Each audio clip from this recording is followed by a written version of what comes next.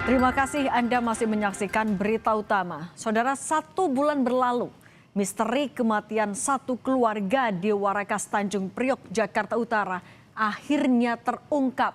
Dalang dibalik tragedi ini tidak lain adalah Abdullah Syauqi Jamaluddin, salah satu anak korban. Dendam jadi motif. Pelaku merasa kerap diperlakukan berbeda oleh sang ibu. Hingga pada satu waktu yang keliru, amarah mengalahkan nalar. Pria 22 tahun itu meracuni ibu dan 2 saudaranya hingga tewas. Saat kejadian, salah satu korban ditemukan dalam kondisi lemas di kamar mandi dan langsung dibawa ke rumah sakit. Ia adalah Abdullah Syauqi Jamaluddin, anak kedua dari 4 bersaudara. Namun belakangan terungkap Syauqi adalah pelaku pembunuhan tersebut.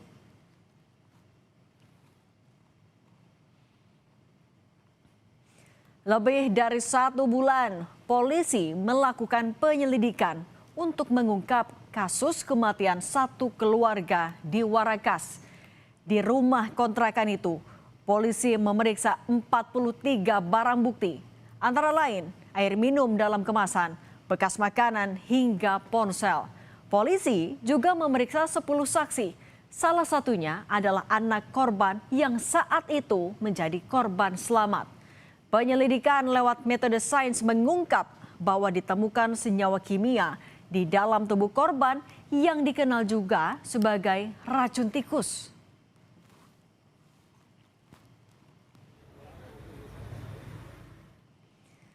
Berdasarkan hasil penyelidikan, anak korban yang terbaring lemas di kamar mandi saat kejadian adalah pelaku pembunuhan. Hal ini terkuak setelah penyidik memeriksa Syauqi secara lebih intensif. Pelaku mengakui perbuatannya telah meracuni ibu dan saudaranya hingga tewas menggunakan racun tikus. Atas hasil pemeriksaan dari pelapor, dokter, dan juga bukti toksikologi serta hasil pemeriksaan saksi, hasil pengamatan kami berdasarkan data bukti lainnya, sehingga kami menetapkan saudara S sebagai pelaku atau tersangka dari perkara peristiwa kebakaran tersebut, di mana saudara S memang dengan sengaja meracun ke 3 korban itu. Inilah rekaman CCTV yang memperlihatkan pelaku sendirian keluar dari rumah kontrakan menggunakan motor.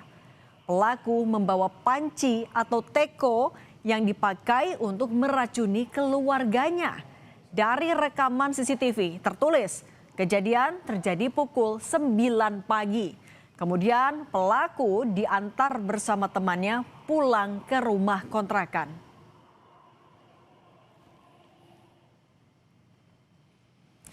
Kamis malam, 1 Januari 2026, pelaku meracik kapur barus dan racun tikus di sebuah panci berisi air teh. Saat melihat ibu dan saudara kandungnya terkapar lemas, pelaku mencekoki teh beracun ke mulut para korban. Dokter forensik Rumah Sakit Polri Kramat Jati memastikan ketiga korban tewas tidak mengalami kekerasan fisik.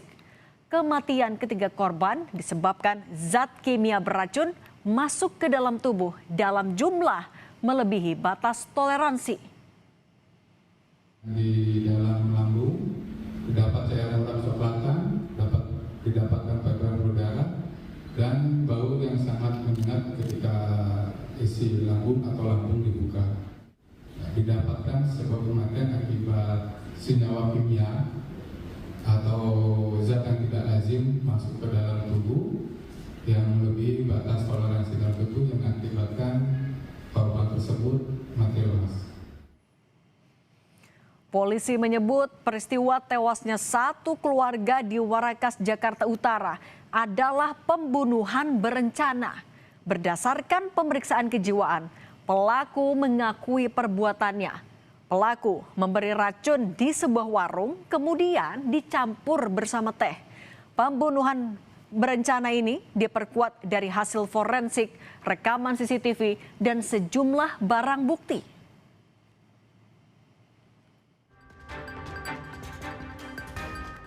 Korban pingsan belum meninggal dunia, dia menyedotkan racun lagi ke dalam mulut pada korban.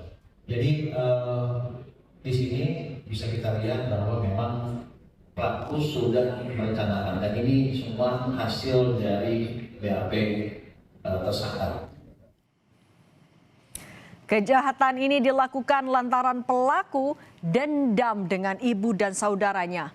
Pelaku mengaku kerap diperlakukan berbeda dan sering dimarahi oleh ibunya. Pelaku juga sering cekcok dengan saudara kandungnya.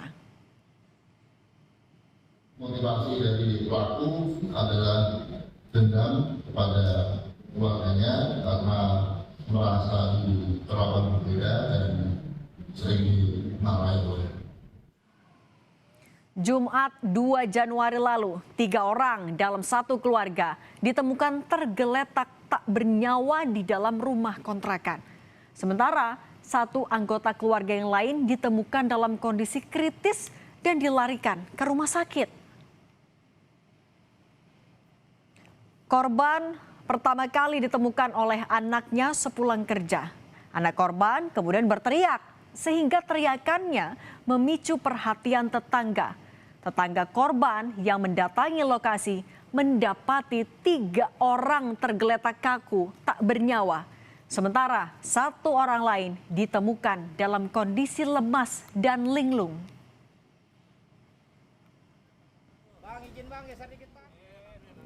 Air mata duka dari anak kedua ini menetes di pusara keluarganya.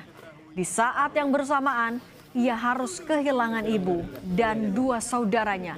Terlebih, ia yang menemukan keluarganya tewas di dalam rumah.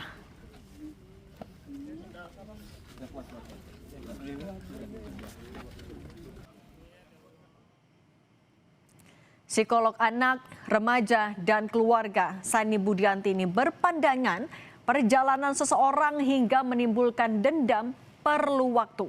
Psikolog menilai pelaku sudah lama menaruh kecewa dan tidak bisa diungkapkan.